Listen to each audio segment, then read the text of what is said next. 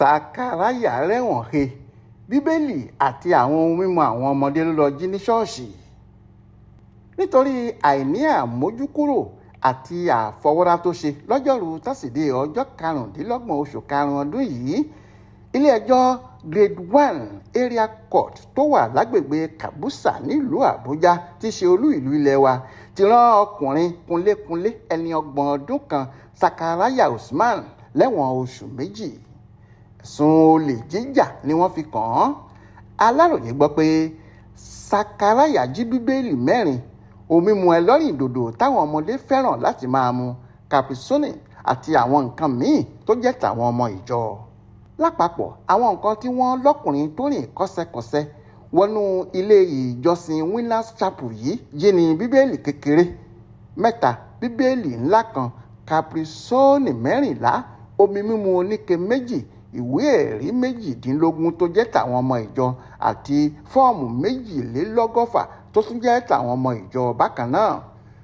náà ni wọ́n ló tún jí aṣọ pélébé táwọn ọdẹ aṣọ́gbà ń wọ̀ lórí aṣọ wọn, ẹ̀wù 2, aṣọ àwọ̀lékè 2, aṣọ ìníjú 2, báàgì 2 àti ọ̀pọ̀lọpọ̀ owó. Ọlọ́pàá agbèfọ́ba ní kóòtù ọ̀hún ọ̀gbẹ́ni OS Ọ̀ṣọ́ ṣàlàyé fún ilé-ẹjọ́ pé ọ̀gbẹ́ni David Usman tí í ṣe olórí àwọn ọdẹ tó ń ṣọ́ ilé ìjọsìn Living Faith Church Winners Chapel ẹ̀ka rẹ̀ tó wà lágbègbè Durumi ló wá fọ̀rọ̀ náà tó àwọn létí. Ó ṣàlàyé síwájú sí i pé gbogbo àwọn nǹkan tọkùnrin náà fọwọ́ kọ́ ní ṣọ́ọ̀ṣì yìí làwọn ọlọ́pàá ti rí gbà lọ́wọ́ ẹ̀ lásìkò tí wọ́n ń fọ̀rọ̀ wá lẹ́nu wò.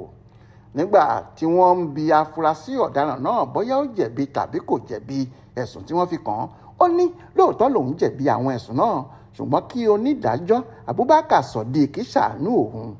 Lẹ́yìn náà ni adájọ́ fún un láǹfààní láti san 10,000 náírà tàbí kó ṣẹ̀wọ̀n oṣù 2.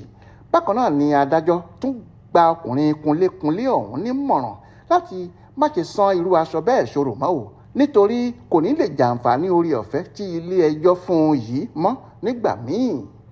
Monísọ́lá Sàká ló ṣàkójọpọ̀ ìròyìn ọ̀hún fún Aláròyé online television.